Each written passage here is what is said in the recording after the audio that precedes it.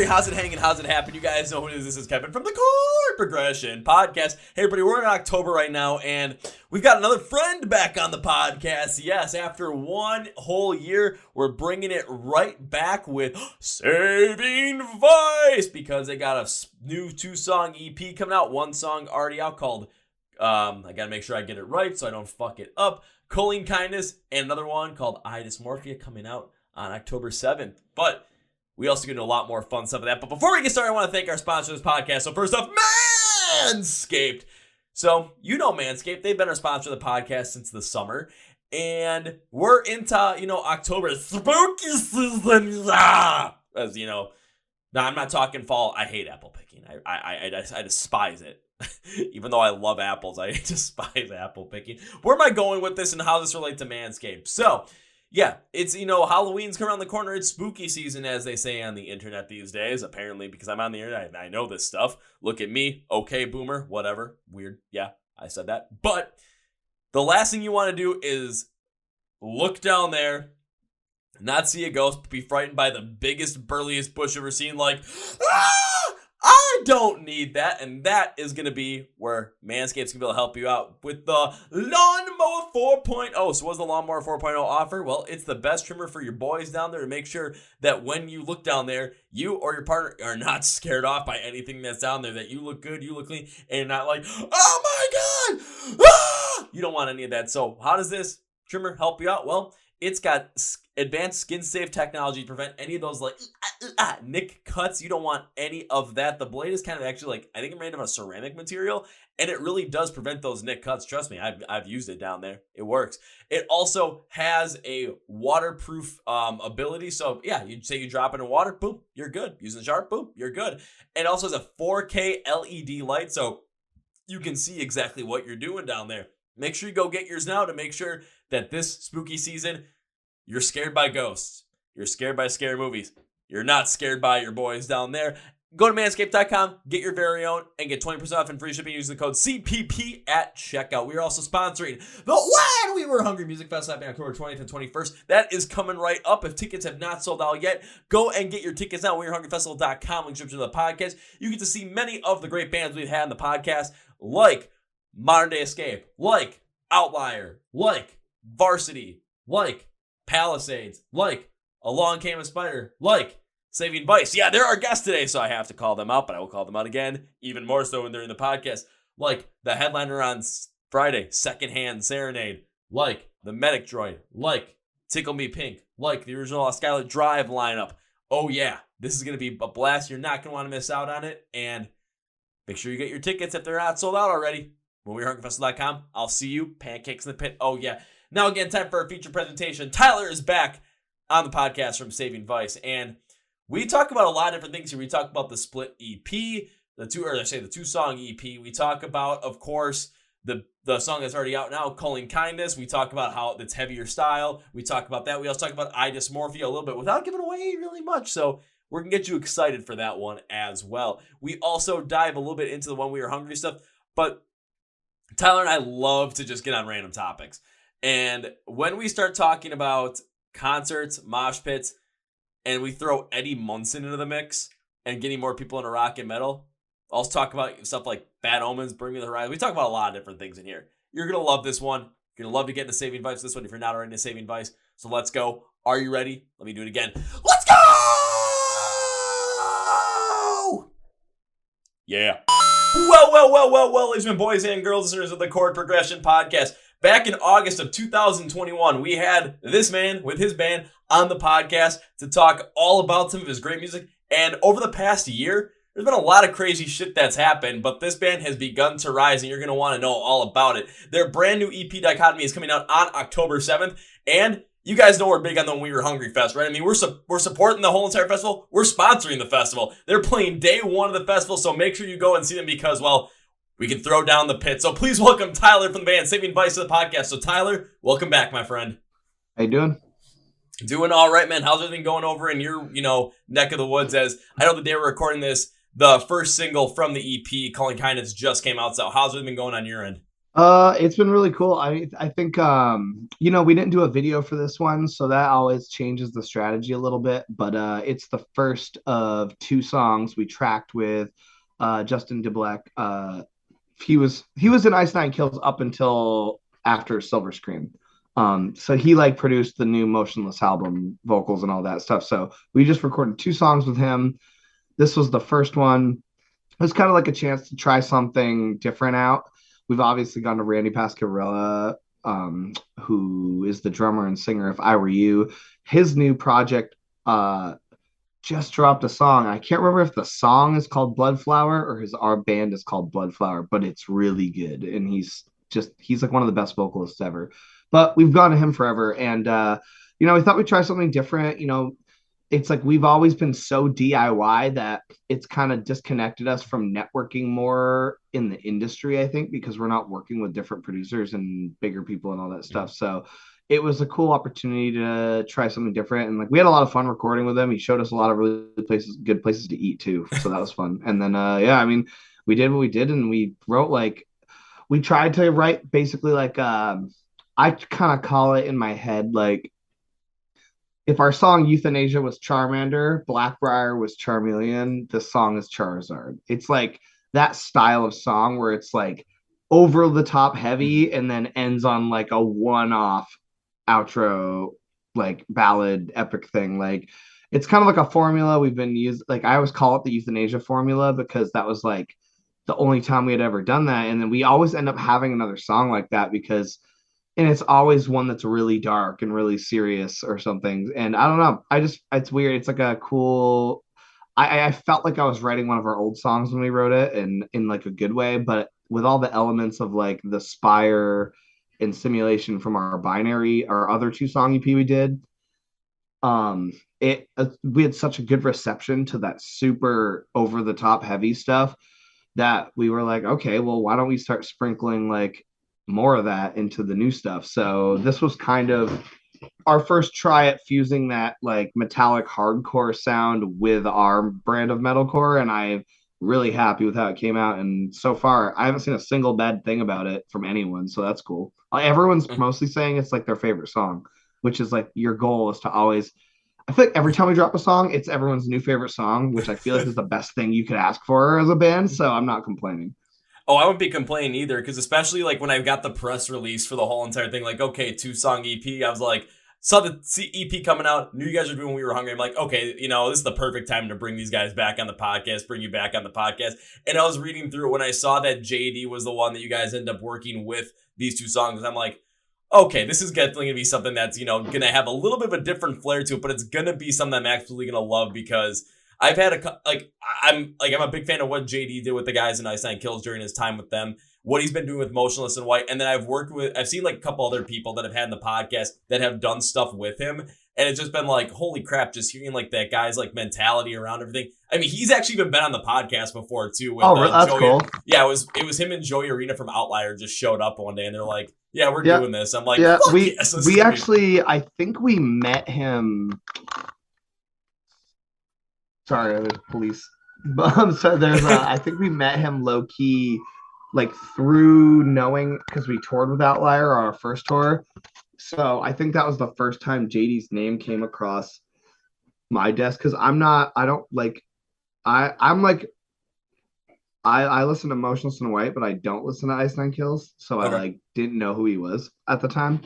Um, like it was just never a band I jammed. Silver Scream was actually the first time I kind of like I had songs by them on my playlist because there was some. That was when they kicked it up. I thought that was also I feel like when they really made their career too.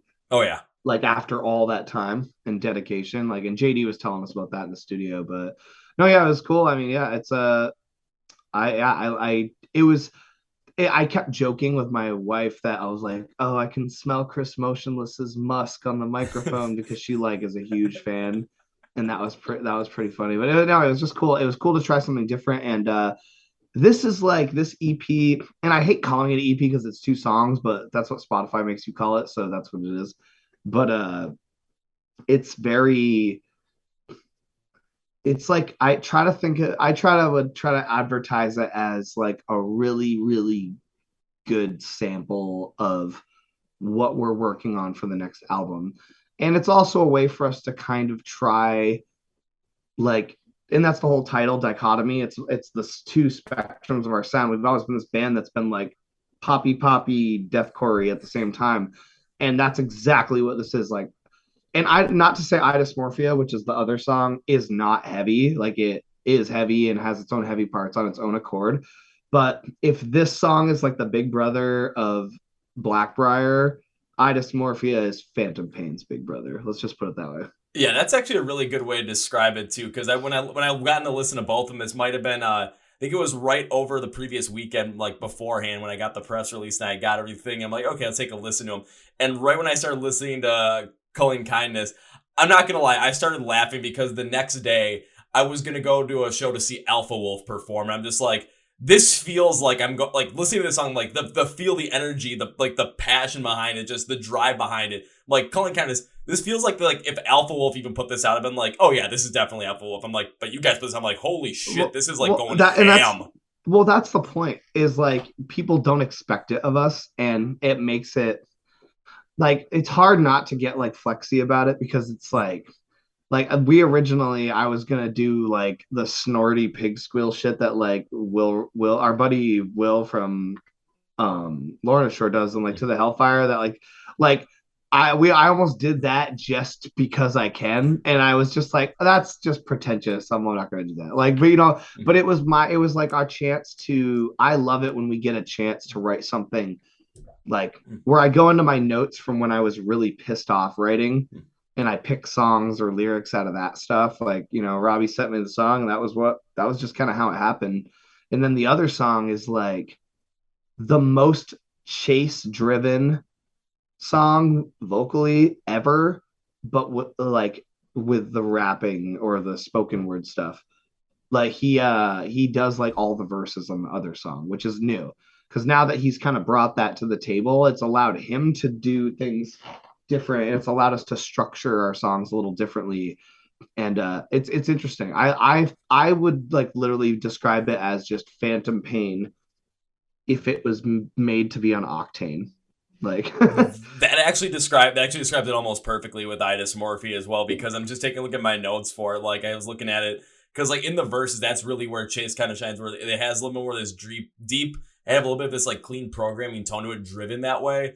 And it just really kind of has this curate focus on the entire message of the song, and it really puts it right out in the forefront, just with that style of vocals. And the song sounds rather vindictive and manipulative a little bit at the same time. And going and kind of into the whole entire theme by Dysmorphia, I'm like, my God, you're literally setting the tone perfectly for the idea of the song, for the whole message of the song, for the whole path of the song, with that vocal set, with that tone driving forward in the verses. So I was like, definitely makes sense. I'm like, okay, this would definitely be a one where, all of a sudden Octane could pick it up. And yeah, next thing you know, for like 4 or 5 straight weeks, all of a sudden Dysmorphia is going to be all over Octane. You never know. Could very well happen. I mean, I hope so. I mean, it's the Octane's tricky, but I know that Joe would eat us up if he ever actually heard us. And that, like, I get by knowing that like the only people in the industry who don't like us just aren't paying attention yet. That's how I honestly, that's a Krabby Patty mentality is what I go with.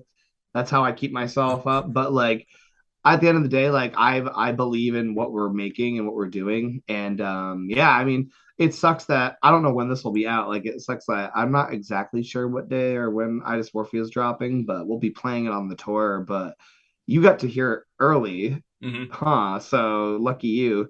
So what would you say to everyone who hasn't heard it yet, what to expect without leaking anything? Without leaking anything, without giving away actual lyrics or anything, like what would you tell people for fans of?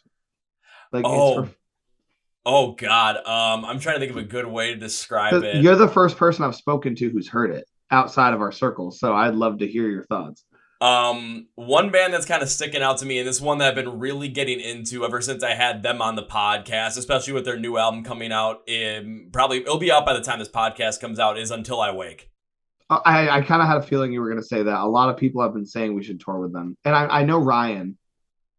Yeah, I believe. if you get a chance to tour with them, that'd be one hell of a tour, because just kind of their style and just with the whole entire message behind the song and the whole entire idea behind the song, the whole entire drive behind it, seeing kind of what Until I Wake has done with their new album, Inside My Head, kind of that whole entire emotional, mental driven side of the song.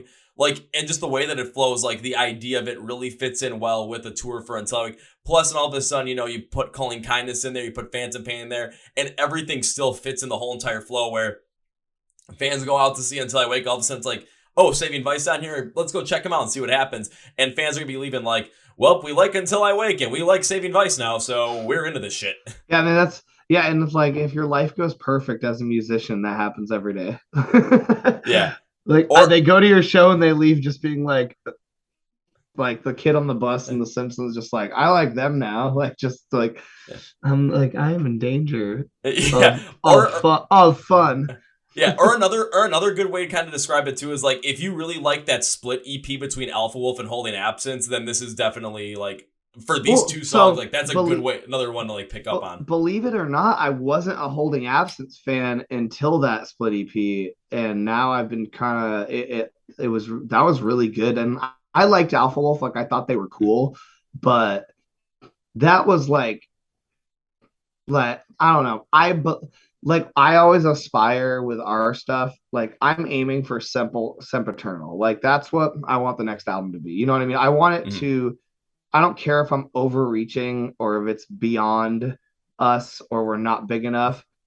I'm trying to write that next album that people never forget every time. And I think that split EP, Alpha Wolf both of those bands showed a side of themselves where you're like, I could see these bands being the bands that are still headlining in 10 years. You know what I mean? Yeah. Like, and I thought that was cool. And like, I like that you compared us to Alpha Wolf, because it's like, I want people to look at Saving Vice not just as like an Asking Alexandria or Emotionless, but like we could tour with Chelsea Grin. We could make a set list for that tour. You know what I mean? It's like, and I want to, you know, I don't think you have to be in one hole. Like, I think you can. I think the best bands and the bands with the most longevity in the scene are the bands that aren't afraid to experiment. As long as, and Motionless in White, I think, is the best example, because no matter how off the radar they go, they always give you Motionless in White on every album. Like, you'll get at least 5 songs that are like, that is the Motionless in White I've always known and loved. Maybe I didn't like their direction when they got really industrial for a bit. I fell off a little bit. And then ever since like Graveyard Shift, it was just like flawless execution sense. Like, you know what I mean? And I get that they were trying different stuff back then, but like, for me, it's like, I love every album, I think, except for the one after. But there's Creatures, Infamous. The one after that is the only one I didn't like. Oh, Reincarnate. Reincarnate, yeah. I loved the song. That was it, though. I didn't like any of the other songs on that album. It was weird. At least I like it, there was something about it. I don't know if it was a different producer. I've never really asked, but like, that's like probably one of my favorite bands since like 2006. I've been listening to them since before they were signed, and that was like the first time I was like, not into it. Like, I hated the Danny Filth song. I feel like I should have liked it, but I didn't. Like, it was weird. And then it went right back to like, these guys are gods, like right after. But yeah, but that's what it is, you know? You're not going to make everyone happy, but I still like songs on the album. Like, I don't think it was a bad album. I just didn't want to listen to it, you know? And that's fine. Like, I don't expect everyone who loves Black Ice Acoustic from our discography to want to hear the Spire and the Simulation too, you know? Oh, absolutely. I mean, you look at any band in the world, and like, I use Bring Me the Horizon as the example because of how much experimentation they've done over the course of their career. Dude, they kicked down the door so Saving Vice could walk through it, and we are walking through it swinging a fucking cane, my man. It's like, yeah! But like, taking a look at what they've done too, it's like, you know, the music they put out, it's like, they're not pleasing everybody on every single album. Like, I look at myself, after I start getting them, I absolutely enjoy Sempiternal. Like, that is my favorite album from theirs by far. Then get to like, you know, everything with That's the Spirit. I'm like, alrighty, you know, I'm dealing with this. I didn't like That's the Spirit very much. I didn't like Amo at all. It was not for me. And then all of a sudden they come out with the posthumous Survival Horror EP. I'm just like, yep, I'm back into this shit again. Yeah, and it was cool because Ammo, I liked songs off of it a lot. There was a couple songs I liked, but overall, my genuine opinion is that Oliver Sykes just could not fucking sing the shit he was trying to write. And now he can. Now he's better than he ever was, like live. His screams are better now than they were when all of their heavy shit came out. That dude could never make it through a set without blowing his voice out or like not hitting the lines. And he learned to sing, which is I always tell my people because I do vocal lessons and stuff, and I Mm-hmm. always teach like my most of the shit I teach the kids who are learning to scream is like singing stuff because it carries over. So it's like he learned to sing, and then it literally taught him how to scream properly because he had just been fucking his life up for all that time, and then his voice was so hoarse.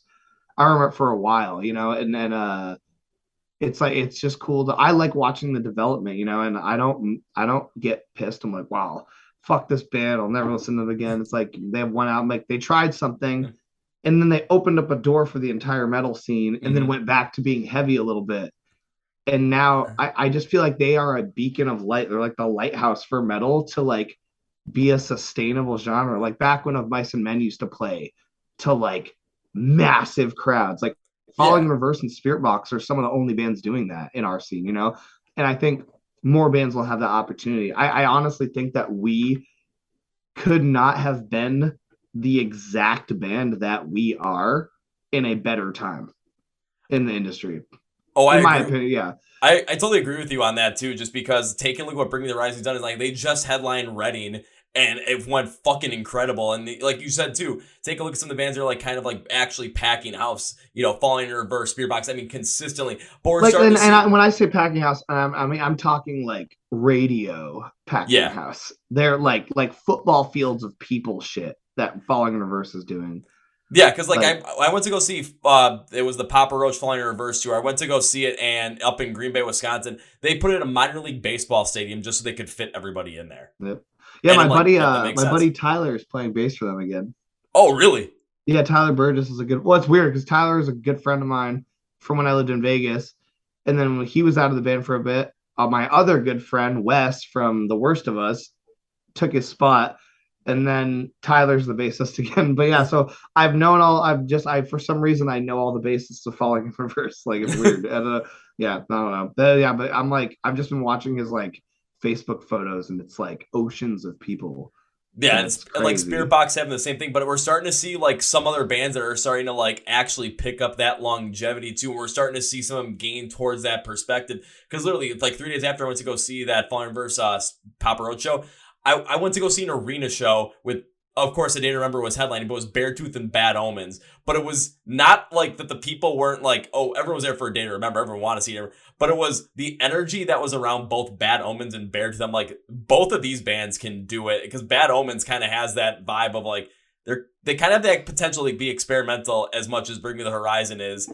and I be and agree. have a different aura around it as well. I mean, they're gonna go on their own headlining run later in the year with Dayseeker in support of them. It's just like that still makes sense too. Like this is Oh yeah. absolutely working. See, Bad Omens is a band that we could tour with, and Dayseeker can tour with, but we could also tour with Dayseeker. It's Yeah. and Bad Omens. So I'm a person who's never afraid to admit they changed their opinion on something. I think if Mm-hmm. everyone could just change their opinions based on new information, we'd have a lot less issues everywhere. Yep. But I never was into Bad Omens. I thought they were a rehashed poor man's Bring Me the Horizon from the old days, and then they found their own sound. And Noah objectively is 10 times the vocalist that Ollie is or ever will be. And now that they found their thing, it's like they went from getting memed over the logo bullshit with Census Fail to being like one of the next Spirit Box level bands.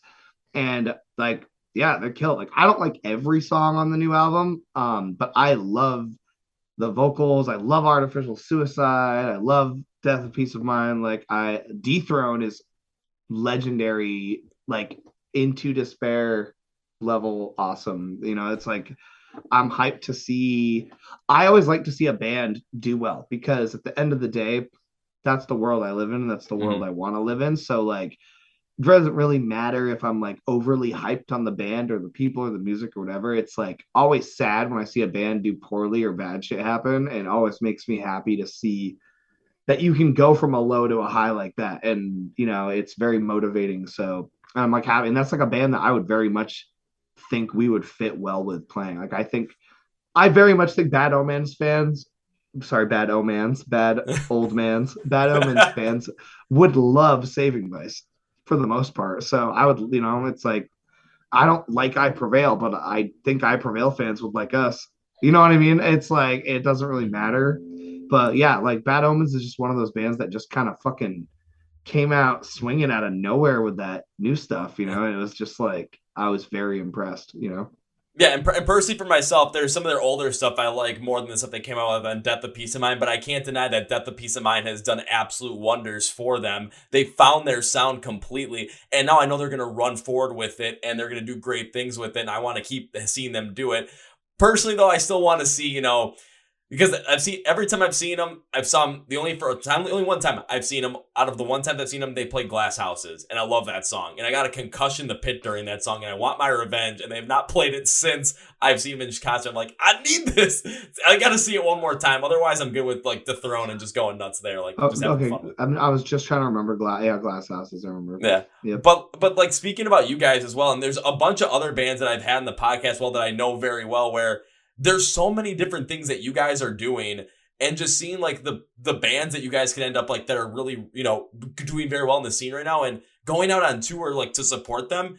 There's so many different bands that you guys can go and support that you guys just fit with based off of the vast array of your sound. Like with you guys, if you guys went out and like were in support of like Alpha Wolf, I'd be like, yeah, this makes sense. You guys go out and support a Dayseeker. Yeah, this makes sense. You guys go out and support Bad Omens. I'm like, okay, this makes the most amount of sense. And there you have, like, I mean, I'd say it's a combination of like, I don't want to say it's my algorithm, me and Robbie, but like that's been like my chemical combination since day one was to like, don't wait till everyone thinks you're a heavy band to go soft and piss people off. Just always be a band that can do anything. Mm-hmm. That was like Saving Vice's goal.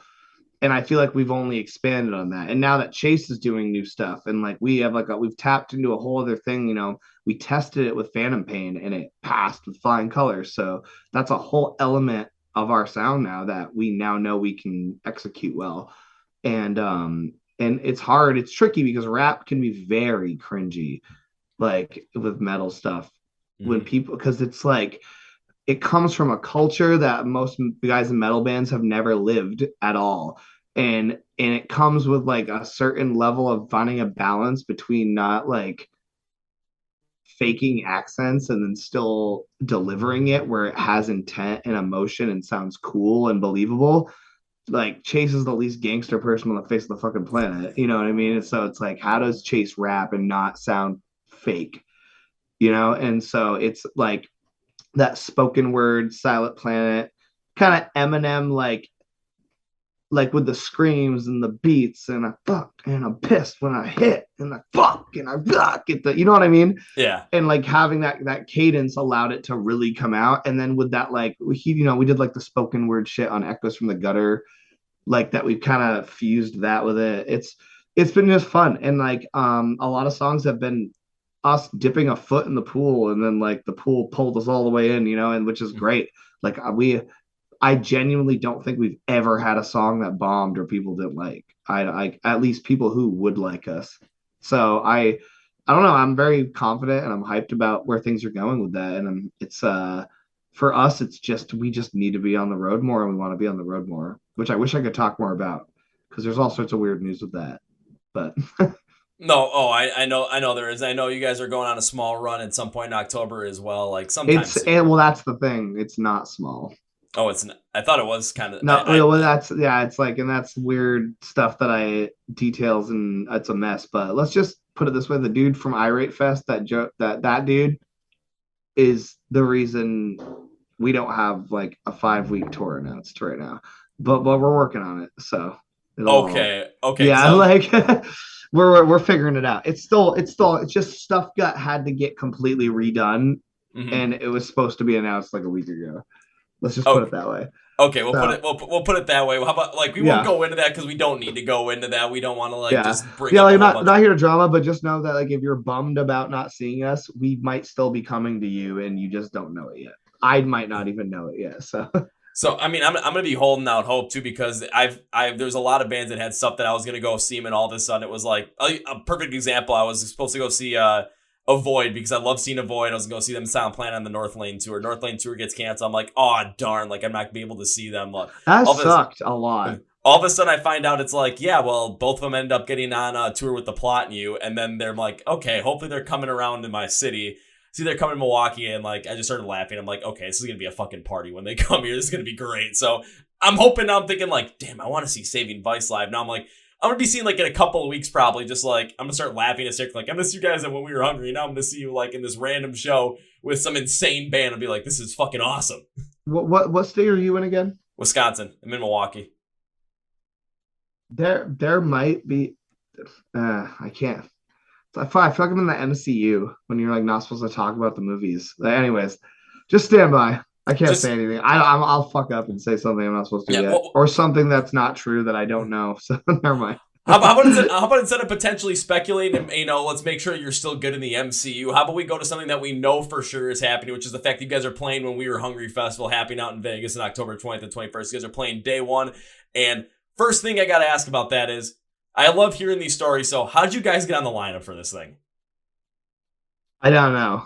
I don't. People, dude, people DM me all the time, and it feels bad because it's like so hard because you don't want to be rude to your friends or people you know, and but people hit me up all the time like, "Oh man, I really want to do this show. Like, you guys want to play it?" And I'm like, "I'd love to play it."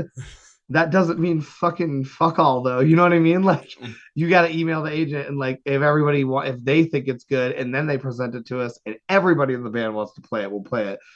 But no matter what, the eventuality is the same. You're gonna have to email them because I can't do anything. Like it doesn't really like I'm like it's like yeah, I want to play that. I hope that helped you. I doesn't matter what I want. So you know what I mean? Like it's just like it's like that where I don't even remember how we got on the festival. It was just years of networking and festival shit and our manager and we know Mal who's like working and running it and I used to live in Vegas, so I knew a lot. I know a lot. I'm really excited to see a lot of my friends that I haven't seen in a while from there. So it's going to be a really good time. I'm excited to just be going out that far west. Um, I just found out that I think we're going to be hitting Cali too for the first time, which is like huge. So yeah, I mean, I'm just sitting back. I've just learned to not talk. Like when it's on paper, I'll be like, but until then, I'm so used to be telling someone, "Oh yeah, this is happening," and then getting a phone call later being like, "That's not happening," and I'm like, "Well, I just told people it was happening, so that sucks." And I try to avoid that at all costs. Understandable. I mean, that's just kind of the way the world works today, where you just end up getting, okay, this has happened all of a sudden. Yep, now it's not happening. It happens all the time I've had plans that have constantly just gotten canceled, like left and right because of the most random things, even though it seemed like it was And dude, it's concrete. been So, rough for musicians, dude. Like absolutely. the amount of bands I have seen break down, get shit stolen, have tours canceled, shit with visas, or it's a band who just isn't selling pre-sale. So they tell everybody they have a visa issue so they can back out and then come back when they actually draw people. But whatever, it's like it's always it's just always something lately. Like the whole world's burning and it just sucks. And it's like we're out here doing this like such a I mean it's not a thankless job, but it's a financially and emotionally thankless job sometimes. And it's because it's like all you want to do. But when everything gets hard, just fucking sitting at your house with your steady day job, get like musicians are feeling it 20 times worse. It's like because it's already rough. So I hate seeing that happen. I hate knowing that getting your van or trailer stolen is a thing that happens to anyone. Like I would bring back shopping hands off like 2 seconds if I could, dude. Like unless it's baby formula or you need it to survive, fuck you. Like that's for everyone out there. Like Like, don't be a thief. You're a scumbag. It sucks. Well, I mean, Like, especially in the past like year and a half, where of course musicians were on the shelf for a year and a half because of COVID, and then they're finally getting back out on the road. And there were and a you're couple gonna of bands. steal from them? Yeah, there was a Yeah. couple bands I've had in the podcast where like they did their first tour since COVID, like the third or fourth day, all of a sudden all their shit got stolen. Or back in like September last year, Nonpoint had their trailer completely detached from their tour bus, and Dude. it ended up rolling into a Dude, ditch. Thankfully, no one got hurt on that, dude, but I saw was it Saliva got their entire bus and trailer stolen? I I don't remember who that happened to, because But I it had was someone but on the I pod. remember being like in the chat with the band, like, how the fuck does someone steal the entire bus and no one's in it? Like, you're a band that's touring in a bus, so you got to think there's the driver, tour manager, merch person, whatever, right? The crew. Who the fuck left the bus by itself with no one, nothing, and then who the fuck got away with the entire bus and no one noticed it or saw Yeah, it from a helicopter? I just like shit like that blows my mind. And we have all sorts of crazy security shit that I'm not gonna talk about in case any of you fuckheads are listening. But like we will find you if you take our shit. Saving Vice. yeah. Like, So just yeah, like everyone beware, especially when they go out to the When We Were Hungry festival. Next thing you know, all of a sudden, if you had any ideas, trust me, you're not gonna want to have any no, ideas. dude, I'm the most passive person ever, but like thieves, I'm like a bull who sees red, dude. Like, you take my stuff that I worked for and earned or I need that you don't even like, because you're just like too much of a piece of shit. Like, oh man, it gets me so mad. And I worked in retail for a long time, before I was doing this full time. And it's just like the things people will do to not have to buy or pay for things, like things they don't need that they just think they deserve to have. It's like, I can't, like, the fact that you're stealing someone's entire livelihood so you can pawn it. It's like with the band stuff, like, how do you not, if you're down on your luck and you're not a piece of shit, you're not going to do that to someone else who's in a situation like that where they're living out of their car vehicle, right? So Mm-hmm. if anyone who's going to steal something like that, steal from someone who already is having a hard time, is like not a person that just like needs to be in the country or society at all. You know what I mean? It's just the worst, dude. It's like things are already so bad, and then you step on other people to get what you want. It's in the industries like that sometimes, and like we write about stuff like that, like Culling Kindness is like, it's me with my little ghost. My wife gave me this like ghost thing because I'm always like, I have like my little stress ball guy, so I can like Little stress squeeze ghost. this. Yeah, my Ugh. stress goes. Yeah, because I'll just like be like watching something on the internet, and I'm just like, these fucking idiots, dude. Like, and I'm just like, like, why are people like this? Like, and I just want to like freak out, but I'm not a reactive person. Like, I'm not a Kyle. Like, I don't punch holes in walls. I gotta work through it and then write it as a poem that hopefully will end up in an angry song later. And that's what Culling was. Culling was just like a bunch of notes of when I was, you type the Facebook status, but you delete it because it's gonna start shit. Mm-hmm. Calling Kindness is like half of that is a Facebook status I deleted. You know what I mean? It's like, Yeah, because like even jumping into Culling Kindness too, just a little bit more so, because I was reading like kind of the press release about it, kind of about resisting the urge to attack bullies or your aggression due to being afraid to fight back and always trying to be the bigger person, and how that lack of confidence stuff ends up making you the victim your entire life, and eventually you have to draw the line and fight back. Where it's just all like in life, think about it like, I think about this too. When I was in middle school, is like there was a kid that just kept picking on me over and over and over again, and always trying to take the high road on it, but it just never ever actually worked because you just say nothing. All of a sudden, they just kind of keep going at it, and they just keep yeah, going at it, yeah, and it it was sucks. I do at face value believe that like 90% of situations you can just be the bigger person and walk away. Like, I'm never gonna throw the first punch at someone, but I definitely, like, because I was more afraid of like my dad punishing me if I got in a fight at school than I was of actually getting in the fight. Like, I didn't give a fuck. Like, I let dudes pick on me who are 2 feet shorter than me. I actually made a line about that in White Rabbit. Never stood up to the demons half my size. That's what that was about. It's like I look back a lot and reflect on my childhood when I was like, I felt small and I bullied and I got chased into bathrooms and was crying and all that stuff. And it was like, I could have beaten the living piss out of half my bullies, but I felt this big.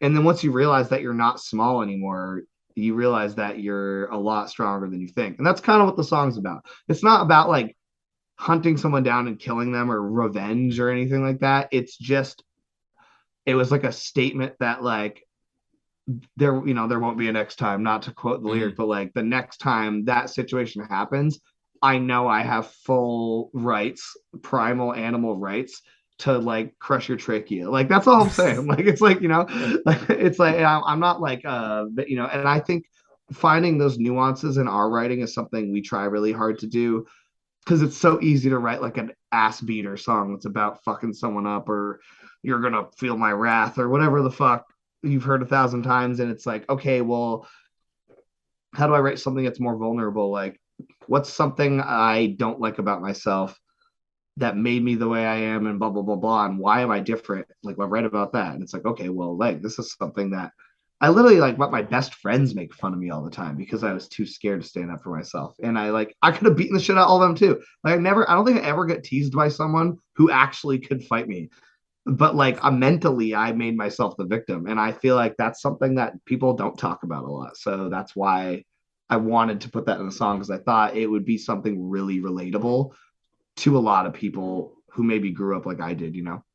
Yeah, and I feel like again, a lot of people when they were growing up, they felt at that point where maybe someone was picking on them or bullying them, where they were small or someone that it was more you were kind of the victim and you kind of kept it was mental. You kind of kept it in your own head when if you really wanted to stand up and have that animalistic instinct and just kind of actually have that fight back response, you easily could have, but mentally you were so held back and you were so in like kind of like victimizing cage in your own mind because of you were, like you said, afraid of what your parents were going to what your dad was going to do if you end up like standing up for yourself Yeah. or And just most kids don't care about that. I feel like at least not the tough kids I hung out with. But like my problem is like I wasn't like I've never been an angry person. Like I do have a lot of anger and rage and demons like everyone else, but I'm not an outwardly like I usually piss people off because I will never meet them where they want me to. You know what I mean? Like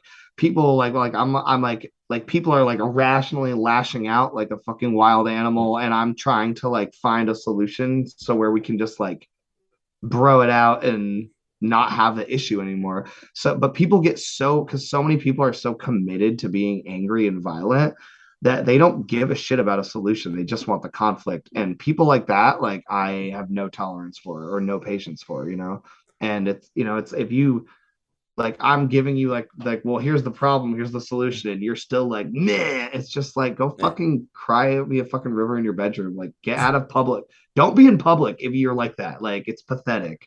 Like people who can't control their anger and like freak out and like it's just like it's just I mean I get that there's deep seated shit, but it's just like it's so embarrassing, especially if it's like someone like like if you're listening to this, do not be that guy. Like it's like everyone disliked that. That's what's going eh, on every time you do that shit. Stop doing that. Nobody like that. I've seen a couple of those guys like jump into mosh pits before, and all of a sudden it's like they end up getting hit or get knocked around. All of a sudden it was completely just like a normal thing that would happen. All of a sudden it's just like that anger just like boils up in them. It's like, well, all right, now well, it's here's the conflict thing. time. That's a good point because I was actually talking about this the other day with someone. It's because you have a lot of new people coming into the like I'm not trying to troll people, but like for example, let's just say Eddie Munson has a lot of Chads going to metal shows. I saw it literally at the show we played 2 days ago. It was like these white bread college kids with trust funds who I never have seen in a million years at a show like this, and they're rocking out, recording it on their phones and stuff. Like it was like they're at an amusement park. That they're like tourists being Okay. metal kid. I like heavy shit now. I want to date a goth girl. It's like that group. Those dudes are all fucking angry, bottled up dudes. So they do not understand pit etiquette. They don't understand the culture. They get clocked in the head, and then their four friends jump the dude outside when it's just like you help them up and you walk it off. Don't be, and like these are the dudes who walk around acting all tough. and Yeah. you're like, oh, sorry, you got fucking clipped in the pit. Like, rub some dirt on it, dude. It's like Yeah, that, like I don't. It's like, but it's the problem is when you bring like metal culture isn't about like you got like hardcore shit with like crowd killing, but like it's not about like feel like it's the misconception from the dawn of metal is that it's all angry and evil and violent, and it's like like only someone who's a part of the culture would get smashed in the face with like an elbow and like shake and hug it out right after because they it's like you pit at your own risk kind of thing, like it's an outlet. But then you have these fucking like tourists who come in and then like they're drunk and then like fucking they get like bumped or get their drink spilled and all of a sudden they're like brawling like a 12-year-old at recess, and it's just like that whole thing, and it'll get squashed out because they're gonna do it at like a knock loose show and they're gonna get curb stomped. You know what I mean? It's yeah. like they'll figure it and like they'll learn pretty quick. But I'm just I'm so happy to see metal doing well that like I'm willing to take a couple dipshits showing up at shows, but like it's definitely those insecure like I need to prove myself. I like I'll get alpha male tattooed on my lip like a fucking douchebag kind of guys, it's like who act like that. I don't know.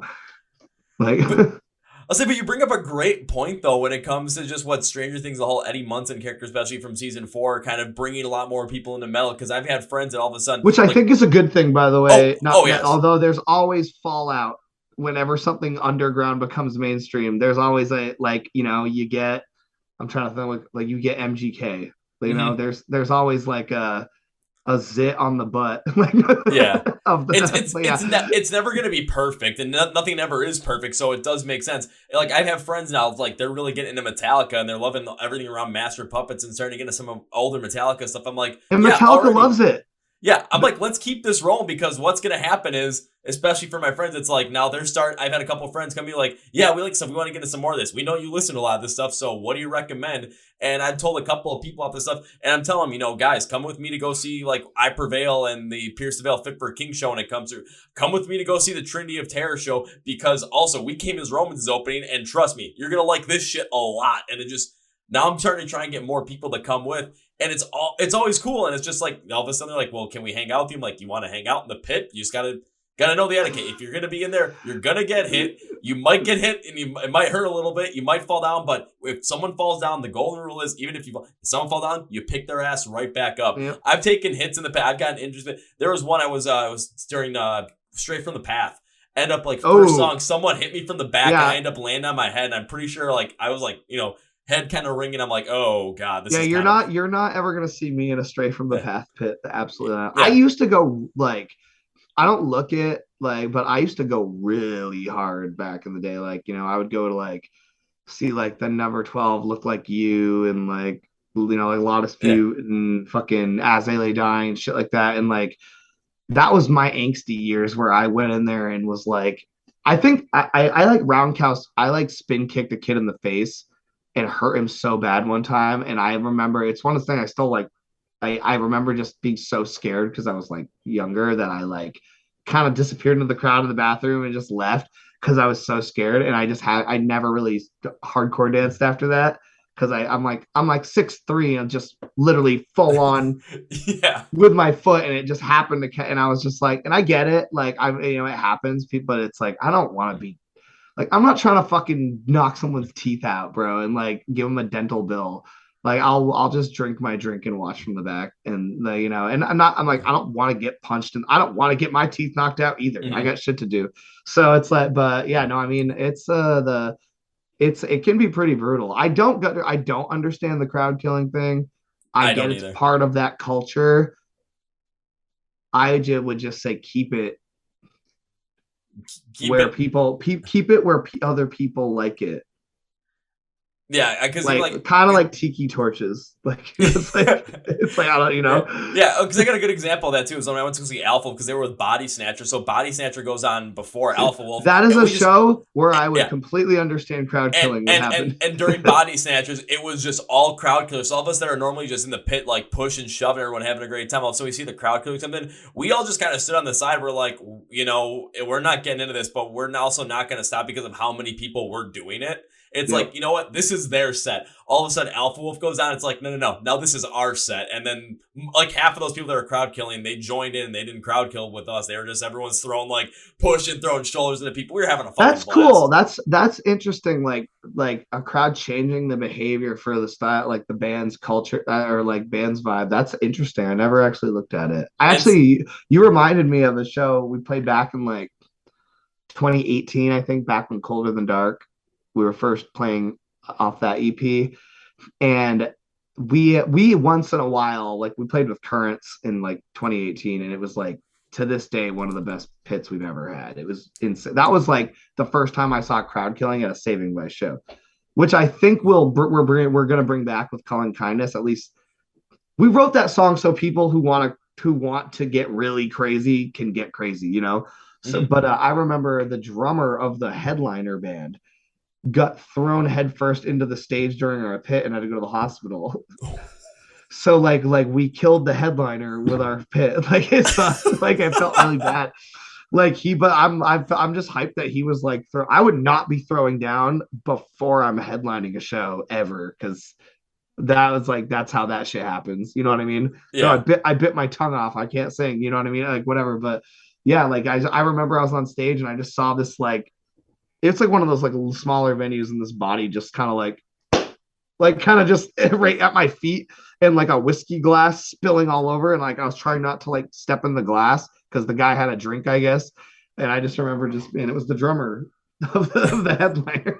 It You're was just just like, rough. like with the mic is like singing and screaming. It's like, oh shit. No, well, yeah, and like I mean, luckily, like he was like cool, and like we had kind of like wrapped up the song, and like they were good, and like he walked out luckily, but he like got hit pretty bad. But I was just like, yeah, man, that's why I will never pit. But that band, I'm not gonna make fun of them or say who they are, but like they're homies of ours. We played with them twice since. Like, yeah, I'm pretty sure they have a different lineup, except anyways, but they're a cool band. But that was like 4 years ago. But I'll never forget just being like, whoa. And I was kind of in that like, this is like normal, or should I stop the show? Because it's everyone seemed to be having a good time, but it looked really painful. You know what I mean? So I'm like, Yeah. I wasn't used to that, because typically we would get like the Asking Alexandria crowd, but we started out playing with deathcore bands because we were the only band with singing like in the area when we Hmm. first started in like the New England scene. So we were always the black sheep,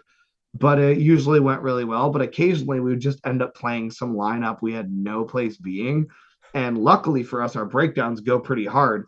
And like we'd be getting like crowds that we're just like not used to. Like, dude, the amount of like drinks and beer and whiskey that end up like under my feet on stage whenever we play like a smaller bar, like deathcore metal show, like back, especially back when we first started out, it was just like, I don't know. I miss it sometimes. It makes me think of that band Wargasm, that new band from the UK. That's like the guy. I love them so much because they just remind me of like puking and drugs and beer in a sticker punk bathroom, like like just spit and sweat metal. You know what I mean? Like I don't know. It's just there's something about it. It's like, why do I keep going to venues every day and living in my own sweat on the van? It's like I'm like such a clean person, but like for music and for touring, it's like after the third day, I don't miss showers. Like, you know what I mean? It's like, or it's weird, but I don't know. I just, yeah, I kind of went on a tangent there. I just realized, but my brain is like, unfortunately, this is why interviews are rough for me if we go longer than an hour, because my brain's like fucking hopscotch jumping from subject to subject. But Oh, no worries. I mean, we've done this once before, and you know kind of how it works. It's like, and if we get on a tangent on something, I'm just like, okay, we're just gonna ride the wave and see what happens, because like we brought up the whole entire thing with like, the idea of Eddie Munson bringing more the mainstream style into metal, and kind of bringing this scene that's kind of has more of this it's not really in the mainstream anymore, but bringing it more to light. And especially for us in the pit, we might end up seeing some of these people that the kind of like you said, like your trust fund Chad kind of guys, and and I you. want to clear that up because I don't want anyone to listen to this, because I know we're wrapping up. I don't want anyone to think that was like a gatekeepy thing. Like I totally think everybody should open their mind to any style of music and get into it. Like Mhm. I have a direct interest in it, more people getting into my genre of music. I do think that there's people that just try to copy shit and take advantage of it for the sake of its trendiness. And that's how you got a lot of the really, really cringy, weird emo rap stuff. You know, like when you stopped being able to look at someone's shoes and shirt and be like, oh, you'd go to Warped Tour with me. And it became like, oh, you like Lil Peep. Like, you know what I mean? It was Yeah. like, you used to look at someone and you knew, oh, you're like, and then like that line blurred where it became like the goth alt thing is no longer just like heavy punk hardcore anymore. Hmm. And I think that some of that sucked because a lot of the artists took so much. They took the music, the clothing, the look. They're calling themselves rock stars. They're starting mosh pits while they play their laptop. You know what I mean? It's Yeah. like, and then not one of them, save a few, turned around and ever gave credit to like all of the bands that paved the way for metal and alternative stuff, blah blah. So I love the Eddie Munson thing so much because Pantera was like, or sorry, Pantera, fuck, sorry, not White Power, Metallica. Metallica was like so into it, and like they were so open minded to like when they made that status about like they welcome anybody to their shit, and they weren't like, it's always the fans who are gatekeepy. It's never the musicians. And it's Oh, like, why wouldn't you want someone like, so you're saying if you had a gun to your head and you could be like, okay, everyone could be like, fuck metal, I can't hear what they're saying, or everyone could be like, yeah, that band's fucking rad. That's awesome. What would you want? yeah. Wouldn't you want your own kind of music and the music that you like to be more Yeah. It's accessible to well, other it's people? people like having something that they think is theirs and their own. And I'm like, sick. Go look up all the underground unsigned bands that everyone sleeps on because they don't have enough money to be in 20 grand in debt so they can have a label pump ads for them that are probably better than your favorite band. There's something that's yours. You listened to them before anyone else did. You'll get to be the one You'll be the one that seeing Saving Vice headline in 10 years and be like, I remember I went to every show when they played the bar down the road. Like, that is how you have something that is yours. You don't need to gatekeep the genre. You know what yeah. I mean? And even for Right. that, even in a couple of things. One, from that example, it's like if you're someone that's like, okay, I'm seeing Save Vice play at a bar, and then 10 years later, you're seeing a headline. It's like, okay, I've been there for this song. This is mine. Instead of don't use it as a gatekeeping thing. Use it as a hey, I got in this band when they were really young. I get to see everything that they have been through. I got to see this rise. If you're just getting into it, let me kind of show you kind of the stuff they kind of went through, but also welcome. Let's bring more fans in this band so they can get bigger, so that they can play some more of these crazy shows, so that they can do even better because of how much your music means to us. Also, kind of going back to that pit thing with Eddie Munson, yeah, you're gonna end up seeing some of those people there for the time being that are there because they got inspired from the whole Eddie Munson stuff at some of those shows. And this kind of goes for if you see people like that where it's like, they might be there, they don't really know the pit etiquette stuff. If you're in the pit, for on our side, just be aware of that and notice that, because the last thing you want to do is end up starting a fight from starting a fight in that, and then all of a sudden now there's a whole different other thing that goes on there. Just kind of be aware of their surrounding, but also if you're going to be new and come to those shows, know what's going to happen in the pit, understand what pit etiquette is. And all of a sudden, if you're on the edge and all of a sudden the pit gets opened up and you don't want to be around there, move to a different section of the crowd where you're not going to end up getting impacted by it. If you don't mind getting bumped, and if you got a drink there and all of a sudden, okay, it's expensive, but you don't really mind, then yeah, you can stay on. But if you want to make sure you enjoy that whole drink, move away from the pit so you don't accidentally end up getting Well, bumped. yeah. I mean, if I bring a drink on stage, I'm not expecting to not spill it. You know what I mean? It's like, Mm-hmm. and I think at the end of the day, though, it's not even so much about like the chads or the pit shit. It's just that like we gotta like the metal scene is always, as although it isn't, Shrine of Malice, whatever, however you wanna, whatever you example you want to use, like I feel like metal and the scene has tried to be a safe space for anyone who wants to attend, like especially like girls, and women Oh who yeah. like who are never feel safe anywhere. You know what I mean? And I think it's that same thing of like bringing a toxic element that doesn't understand what they're walking into. Like that's how someone ends up getting shot or stabbed in the parking lot over something that shouldn't have even been a conflict, because I think every conflict stems from people refusing to understand each other. And so I just think that when you see a person trying to get into it, guide them so they end up walking the right road instead of letting them carve their own path of destruction is kind of the best way you can go about it. Or be like, yo, like you're gonna get fucking clocked in the face if you stand there. I don't know if you know. Don't eat that taco right there. Like, you know what I mean? Like, Yeah. it's like whatever. But I think there's a fine line between the gatekeeping and then just making sure that like a space that was built for a certain community that has dependent, like people go to metal, like it's a place for outcasts. It's like a place to be where all these people belong. If the people who forced them into being an outcast start polluting that safe space, that's when there's a problem. Like that's kind of how I look at it, or with anything, you know. Yeah, and if like those people that come in all of a sudden, if they start to kind of understand what the whole entire culture is around rock and metal, understand what it's like at shows, and all of a sudden, yeah, bring them in and let them, experience what we get to experience, because they might end up getting into it, and that just means more people into rock and metal. That just means that we're getting more fans in there. And next thing you know, all of a sudden, bands that we love, that we've loved for years, we start to see them continue to rise and rise even further than we ever thought was possible, because more people are into them. And it's just being open and still creating that safe space. But again, for new people that are coming in, yeah, welcome them. But especially if it's going to be a show where there's going to be a pit, there's going to be a massive throwdown, and they're not aware of it, just guide them a little bit. Don't gatekeep it, but guide them. It's like, okay, you might not want to stand there because shit's about to go down and you might get hit in the face. So you might want to move to the side, my friend.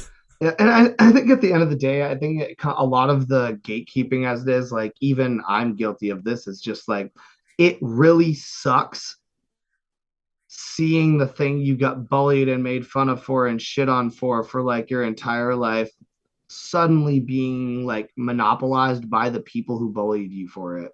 When the people, your bullies, are dressing like you in the exact fucking, they're painting they're literally doing all of the shit they beat you up for because now it might get them laid. That shit I'll gatekeep. It's pretty much is how I go at it. I see exactly like, where you're coming from. That is where I think that is the nerve it strikes with the alt community. That's where you get those people's like names 10 songs. I think it's because you got literally fucking Chad who beat your ass for wearing a Slayer shirt, being like, yeah, I'm Chad, I slay bitches, I'm a Slayer. Like that makes that should get you punched in the face. Like, you know what I mean? Like, fuck you. That's lame as shit. If someone comes up like that, you're just gonna be like, just no. Put it that way. And also, I'm sure there's a lot of really metal guys named Chad out there. And my mom's name is Karen, so I get the stigma. Yeah, but if we're gonna have to pick just a name to kind of just use it for that as our standard name, that's just what we went with. My rule is like, close your eyes, Chad. What do you see in your head? Exactly. Like, you know what I mean? Yeah. That's like that's where it comes from. Like, Karen, what do you see? What do you see? Yeah. It's exactly what you see is Karen. Yeah, you know what I mean? Exactly. Like, I don't even have to tell you. You know exactly what I'm saying. When you say Karen, first thing I think about is someone's gonna have to speak to my manager. Oh God.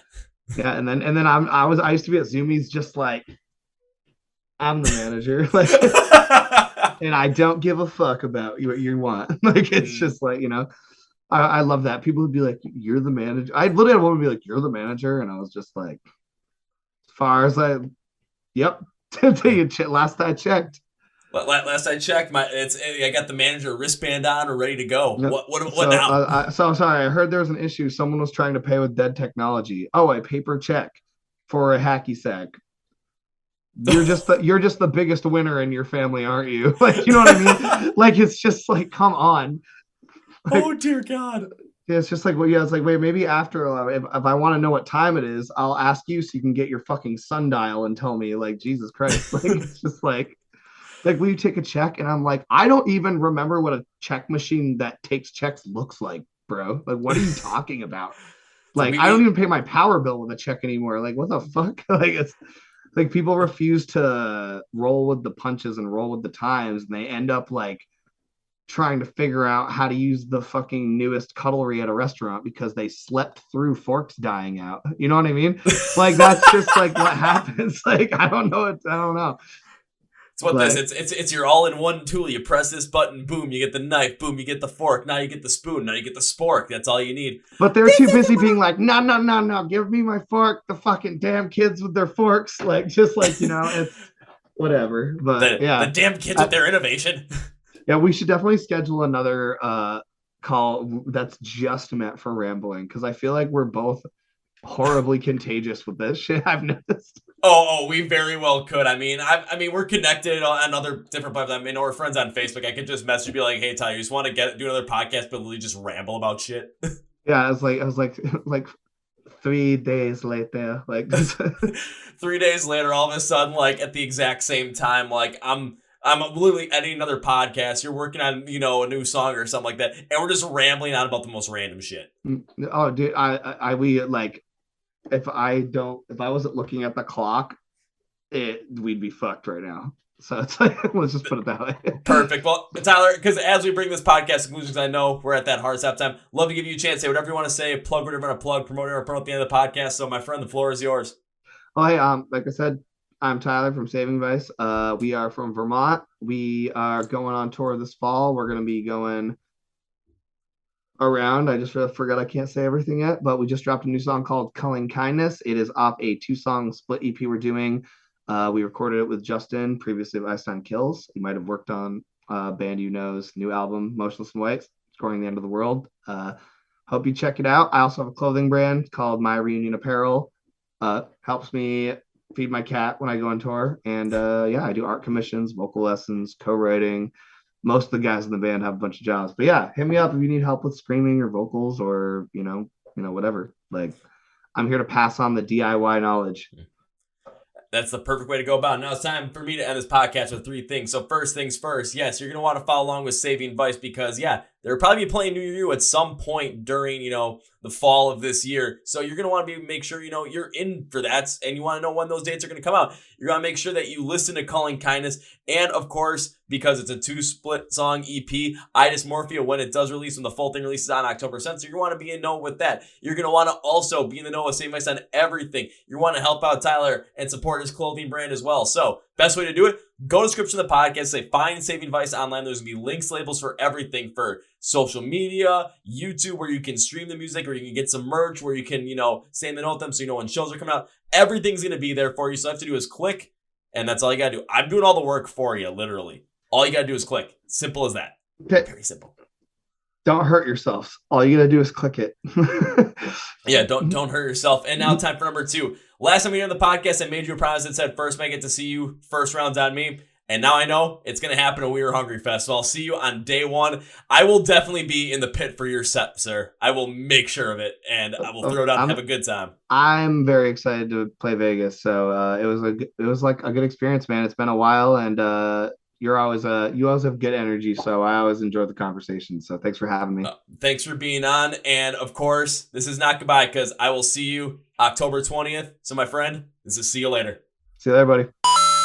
Well, folks, that's my interview with Todd from the band Saving Vice. Once again, their brand new EP is coming out on October 7th called Dichotomy. It has Culling Kindness, which is already out and available for you to listen to. It's heavy, it's hard, it's fun.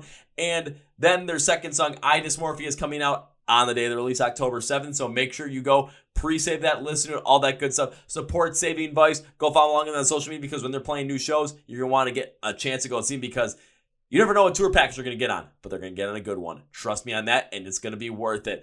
And you're not going to miss out on anything they have. You want to support this band, so links and labels groups of the podcast for everything around Saving Vice, for Tyler's merch company, everything around there is going to be there. So I'm doing all the hard work. All you got to do is click, but don't strain yourself too hard. Make sure you click on those links and follow along with Saving Vice. Also want to make sure you follow along with us at the Chord Podcast. We're on Facebook, Twitter, Instagram, and TikTok for your viewing pleasure. Please also make sure you're subscribing to the podcast on YouTube, Spotify Podcast, iHeart, Amazon, and many other places that were on the podcast. Thanks to Britain Media because they're killing it on our audio stream game. Like, we are going nuts on that, and I absolutely love what they're doing. So thank you, Noah. Thank you, Britain Media, for helping us out there. If you're already subscribed to the podcast or just subscribing now, a gigantic thank you to you as well because this is what I love to do. I want to make sure that, this podcast, we're over 340 episodes in. I want to make sure that, by episode, at the very latest, by episode 500, that this podcast is so fully sustainable that I don't have to do a full-time job anymore, that this is my full-time gig and I'm making enough money off it to do all this, connect with all my favorite artists, connect with your favorite artists, connect with all the younger artists in the scene, and go to as many shows as possible. Ooh, yeah. Let's keep it up. Let's keep it rolling. Let's keep bringing more great music to everybody. If you're not going to subscribe to this podcast, I ask you to please reconsider. But if not, thank you for stopping by anyway. You're always welcome back. I'm pretty sure I've probably sent a lot of stuff off to Saving Vice by the time this happens, and Tyler's probably posting a lot of it, and our friend Lexi's probably be like, don't stop posting all this stuff at this one time. We're just gonna be like, well, at least I might be. Sorry, Lexi. My bad.